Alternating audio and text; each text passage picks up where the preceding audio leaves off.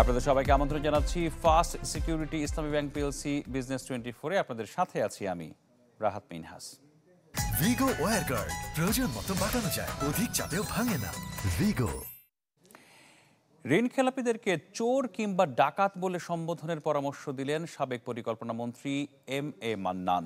সমষ্টিক অর্থনীতি নিয়ে এক সেমিনারে তিনি বলেছেন, বাধ্য হয়ে এক সময় অনেক প্রকল্প নিতে হয়েছে, যেগুলোকে জন্মই যেন আজন্ম পাপ বলে অভিহিত করেছেন তিনি।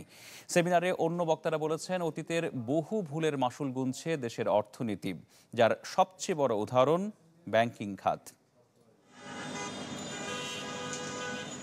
মূল্যস্ফীতির বাড়তি চাপ, রাজস্ব ঘাটতি, ডলার সংকট ও বৈদেশিক বাণিজ্যের ঘাটতিতে গেল কয়েক বছর ধরেই একরকম ভারসাম্যহীন সামষ্টিক অর্থনীতি। তার উপর নতুন করে সংকট বাড়িয়েছে ব্যাংক খাতের অস্থিরতা। অর্থনীতিবিদ সাদিক আহমেদের বইয়ের মোড়ক উন্মোচন অনুষ্ঠানে ঘুরে ফিরে উঠে আসে এসব আলোচনা। বক্তারা বলেন, অতীতের ভুলের মাসুল গুনছে অর্থনীতি। এ সময় ঋণখেলাপিদের চোর ডাকাতের সাথে তুলনা করেন সাবেক পরিকল্পনা মন্ত্রী। পরামর্শ দেন, প্রকল্প নেয়ার ক্ষেত্রে যথেষ্ট যাচাই বাছাইয়ের। 1 trillion increase in non-performing and rescheduled. That's a huge, humongous number. As a share of GDP, it's now 8.4% GDP. Now, that tells you there is something wrong, and it gives a signal that actions have to be taken. The problem that we are facing today is the accumulation of our past, the measures that we should have taken in the past also. ব্যাংকের যে non performing loan শুদ্ধ euphemism, আপনাদের এই ডিসিপ্লিনে বেশি euphemism. চোরকে চোর বলেন না, ডাকাতকে ডাকাত বলেন না, ওরা মাল সরিয়ে নিয়ে গেছে। কম মাল সরিয়েছে তাকে বলবেন চোর, বেশি মাল সরিয়েছে দিনের আলোতে সে ডাকাত। আলোচনায় বিদেশি ঋণ পরিস্থিতি, দেশি বিদেশি বিনিয়োগ সহ নানা সূচকের দুরবস্থার কথা তুলে ধরেন বক্তারা। পরামর্শ দেন রাজস্ব আদায় বাড়াতে আমূল সংস্কারের। এ সময় সুদহারকে বাজারের উপরে ছেড়ে দেওয়ার পক্ষে মত দেন প্রধানমন্ত্রীর অর্থ উপদেষ্টা। যে কোঅর্ডিনেটেড অ্যাকশন লাগবে across monetary policy, commercial policy and fiscal policy. যদি এক্সচেঞ্জ রেটে এত বড় একটা ডেপ্রিসিয়েশন আনি, তাহলে আমাকে ট্যারিফের ক্ষেত্রেও হাত দিতে হবে। বাজারে যে এক্সচেঞ্জ রেটটা ব্যবহার করা হবে এর সাথে মিল থাকতে হবে। সংস্কারের দরকার, নীতি নিয়ম মানা দরকার। তাহলে নীতি মানানো খুবই কঠিন যদি এমন একটি সেক্টর হয় যে সেক্টরের কার্যক্রমের উপরে অর্থনীতি নির্ভর করে। অনুষ্ঠানে খেলাপি ঋণ বৃদ্ধির কারণ হিসেবে প্রাতিষ্ঠানিক দুর্বলতা ও কেন্দ্রীয় ব্যাংকের নজরদারির ব্যর্থতাকে দোষ দেন বক্তারা। রাকিব আল জাবেদ, চ্যানেল 24, ঢাকা। এদিকে ডলারের দর বাড়ানোর প্রভাব পণ্য আমদানির ক্ষেত্রে পড়বে না বলে মনে করেন প্রধানমন্ত্রীর বেসরকারি শিল্প ও বিনিয়োগ বিষয়ক উপদেষ্টা Salman F Rahman. US trade show 2024-এর উদ্বোধন শেষে উপদেষ্টা বলেছেন, সুদহার বাড়ানোয় ব্যবসায়ীরা কিছুটা চাপে পড়লেও তা মূল্যস্ফীতি নিয়ন্ত্রণে সহায়ক হবে। বাড়বে বৈদেশিক মুদ্রার মজুদও। এ সময় অর্থ পাচার নিয়ে সঠিকভাবে অনুসন্ধানের আশ্বাস দিয়েছেন তিনি বলেছেন, আসছে বাজেটে করের আওতা বাড়াতে বিশেষ পদক্ষেপ থাকবে। এ সময় মার্কিন রাষ্ট্রদূত পিটার হাস বলেছেন, বাংলাদেশে ব্যবসা ও বিনিয়োগ বাড়াতে আগ্রহী যুক্তরাষ্ট্র। The U.S. government ready to engage in these discussions, and we already have a number of where we're development partners in developing and looking at regulations to help you attract capital and business. এটাতে কিন্তু আমাদের আমদানির উপরে impact হবে না, because আমদানি যেটা হচ্ছিল সেটা অলরেডি কিন্তু হাই ডলার রেটেই হচ্ছিল। এটাতে আমাদের রপ্তানির উপরে কিন্তু সাংঘাতিক একটা ইম্প্যাক্ট হবে, যার ফলে আমাদের যে রিজার্ভের উপরে চাপ আছে সে চাপটা অনেকটা কমে যাবে। তো আমি মনে করি এটা কিন্তু একটা খুবই সময় উপযোগী একটা সিদ্ধান্ত। বাংলাদেশ ব্যাংকে ডলারের দাম বৃদ্ধির সিদ্ধান্তের তাৎক্ষণিক প্রভাব পড়েছে খোলা বাজারে। দিনের ব্যবধানে 4 টাকা প্রতি ডলার বৃদ্ধিতে বিক্রি হচ্ছে। এখন ডলারের দাম হচ্ছে 122 টাকা। বুধবার রাজধানীর মানি এক্সচেঞ্জ হাউসগুলোতে ডলার বিক্রি হয় 116 টাকা দরে। তবে আজ সকাল থেকেই তা বাড়তে থাকে। এক্সচেঞ্জ হাউসগুলো বলছে, কেন্দ্রীয় ব্যাংকের সিদ্ধান্তের পর থেকে কম দামে ডলার পাওয়া যাচ্ছে না। এদিকে বাংলাদেশ মানি এক্সচেঞ্জ অ্যাসোসিয়েশনের সভাপতি SM জামাল জানিয়েছেন, কেন্দ্রীয় ব্যাংক বিক্রির উপরে কোনো সিদ্ধান্ত দেয়নি। এমন পরিস্থিতিতে এক্সচেঞ্জ হাউসগুলোতে ডলার বিক্রি বন্ধ রাখার পরামর্শ দিয়েছেন তিনি। সেন্ট্রাল ব্যাংক কর্তৃক একটা রেট নির্ধারণ করে দিয়েছেন 17 টাকা।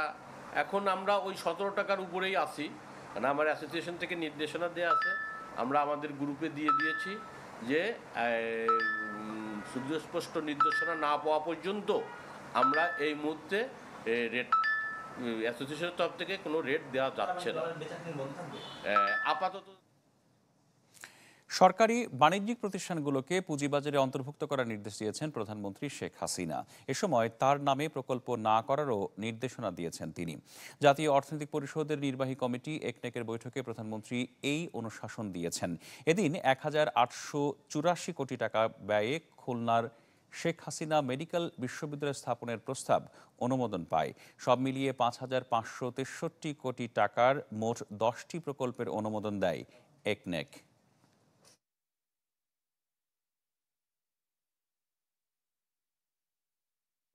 আমরা বাস্তবধর্মী কাজ করি, মাননীয় প্রধানমন্ত্রী বাস্তবধর্মী কাজে বিশ্বাসী এবং তার কাছে অনেক তথ্য উপস্থাপন করতে হয় না, তিনি প্রায় সব বিষয়ে আন্দাজ করতে পারেন, বুঝতে পারেন।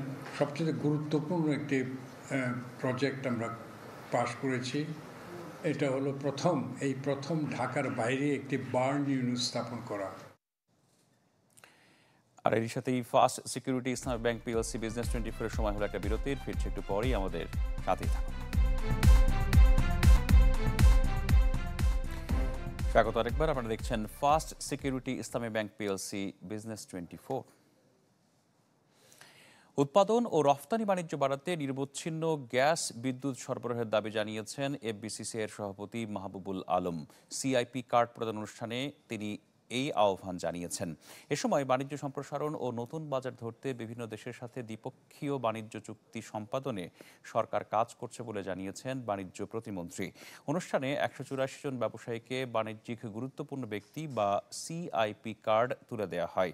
ওভেন গ্রুপের একক ক্যাটাগরিতে সিআইপি কার্ড পান হামিম গ্রুপের ব্যবস্থাপনা পরিচালক AK আজাদ। বিশ্বজনীন বাণিজ্যে বাড়ছে প্রতিযোগিতা, সেই তুলনায় বাংলাদেশের সক্ষমতার আলোচনা দীর্ঘদিনের, যেখানে চূড়ান্ত চ্যালেঞ্জ উন্নয়নশীল দেশে রূপান্তরের পর। কেননা মাত্র 3 বছরের মধ্যেই কমবে বৈদেশিক বাণিজ্যের নানা সুবিধা।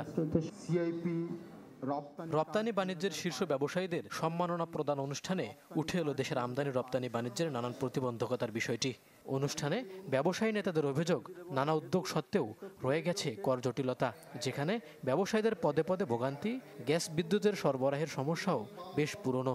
মাননীয় মন্ত্রী, আপনাকে একটা জিনিস অনুরোধ করবো, আমাদেরকে আপনি অটোমেটেড গ্যাসটা ঠিক করে দেন, ইলেকট্রিসিটি ঠিক করে দেন, আমরা আপনাকে পয়সা দেব, কিন্তু আমরা এটার জন্য ব্যবসা করতে পারছি না। আমার মনে হয় এই কাজটা যদি আপনি করে দেন তাহলে ব্যবসায়ীরা ব্যবসা করতে পারবে। প্রধানমন্ত্রীর সাথে কথা বলে আমাদেরকে যারা ব্যবসা করতে পারি সে সুযোগ করে দেবেন, তা দ্বিগুণ করা সম্ভব হবে। বাণিজ্য বাড়াতে উৎপাদন সক্ষমতার গুরুত্ব তুলে ধরেন বাণিজ্য সচিব। আর বাণিজ্য প্রতিমন্ত্রী জানান, বাড়াতে হবে রপ্তানি পণ্যের বৈচিত্র্যকরণ, খুঁজতে হবে নতুন বাজার। অন্য রপ্তানি খাতকেও কিন্তু আমাদের তাদের র মেটেরিয়ালসকে শূন্য ডিউটি করতে হবে, অথবা তাদের জন্য বন্ডেড ওয়্যারহাউস দিতে হবে। আমাদের রপ্তানি বাণিজ্য আমরা যেন বিভিন্ন দেশের সাথে আরও বৃদ্ধি করতে পারি, সেটাই কিন্তু আমাদের লক্ষ্য এবং উদ্দেশ্য। এক্সপোর্ট কম্পিটিটিভনেসের জন্য আমাদের কিন্তু এই যে ডিভ্যালুয়েশনটা করতে হচ্ছে, এবং আমরা আশা করি যে এতে আমাদের রপ্তানি বাণিজ্যের কম্পিটিটিভনেসটা বাড়বে। এই সুযোগটা আমাদের রপ্তানিকারকদের কাজে লাগাতে হবে। অনুষ্ঠানে 184 জন ব্যবসায়ীকে বাণিজ্যিক গুরুত্বপূর্ণ ব্যক্তি ও সিআইপি কার্ড তুলে দেওয়া হয়। ওভেন গার্মেন্টসে একক ক্যাটাগরিতে সিআইপি কার্ড পান হামিম গ্রুপের ব্যবস্থাপনা পরিচালক AK আজাদ। বস্ত্র খাতে সিআইপি কার্ড পায় হামিম ডেনিমের পরিচালক মোতালেব হোসেন ও শারমিন গ্রুপের ব্যবস্থাপনা পরিচালক মোহাম্মদ ইসমাইল হোসেন। মইনুল হাসান, চ্যানেল 24, ঢাকা। আর এর সাথেই ফার্স্ট সিকিউরিটি ইসলামী ব্যাংক পিএলসি বিজনেস 24 এর সময় হলো আরেকটা বিরতির। ফিরছে একটু পরেই, আমাদের সাথেই থাকুন। স্বাগত আরেকবার। আপনারা দেখছেন ফার্স্ট সিকিউরিটি ইসলামী ব্যাংক পিএলসি বিজনেস 24। মাসের ব্যবধানে 2.1 পয়েন্ট কমে এপ্রিল মাসে পারচেজিং ম্যানেজার ইন্ডেক্স PMI দাঁড়িয়েছে 62.2 পয়েন্টে। মার্চ মাসে সূচকের মান ছিল 64.3। এই ইন্ডেক্স কমলে অর্থনীতির দুর্বলতাকে ইঙ্গিত করে, অর্থাৎ এপ্রিল মাসে দেশের অর্থনীতির গতি কমেছে। Metropolitan chamber of commerce and industries MCCI আয়োজিত PMI প্রকাশ অনুষ্ঠানে এই তথ্য উঠে আসে। এতে বলা হয়, কৃষি ও উৎপাদন খাতে এই ইন্ডেক্স কিছুটা বাড়লেও কমেছে আবাসন ও সেবা খাতে। 50 পয়েন্টের উপরে থাকলেও এই ইন্ডেক্স একটি ভালো অর্থনীতির ইঙ্গিত দেয়। মূলত বাজার ও অর্থনৈতিক সংশ্লিষ্ট বিভিন্ন সেক্টর থেকে নিয়মিতভাবে পাওয়া নির্ভরযোগ্য তথ্যের ভিত্তিতেই PMI প্রকাশ করা হয়।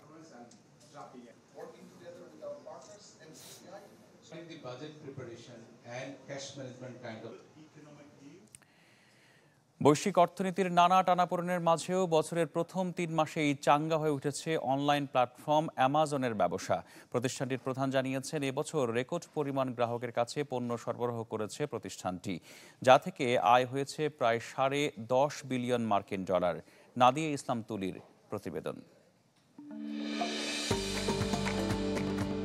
জীবনের প্রয়োজনে যা প্রয়োজন এ থেকে জেড পর্যন্ত আপনি পাবেন এক ছাতার নিচে, আর সেই ছাতার নাম অ্যামাজন।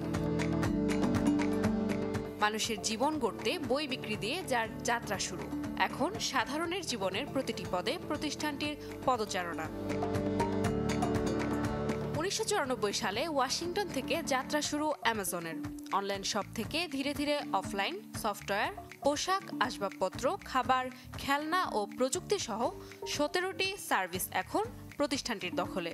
আলাদা করে বললে মহাকাশে রকেট পাঠানোর কার্যক্রমই বাকি আছে এই প্রতিষ্ঠানটির, যা অদূর ভবিষ্যতে অসম্ভব নয়।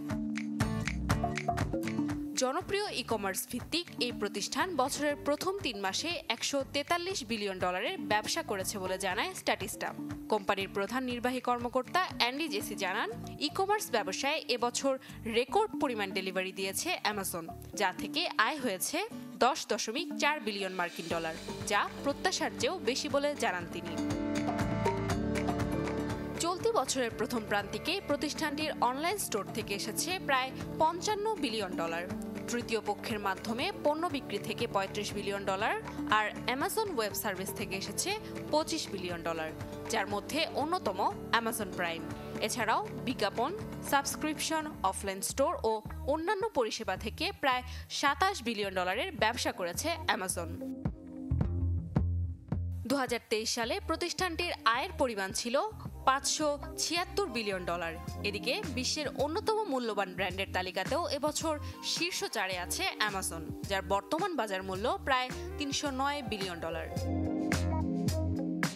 নাদিয়া ইসলাম তুলি, চ্যানেল 24। এই ছিল ফার্স্ট সিকিউরিটি ইসলামী ব্যাংক PLC বিজনেস 24 এর এখনকার আয়োজনে। এতক্ষণ সাথে থাকার জন্য ধন্যবাদ সবাইকে।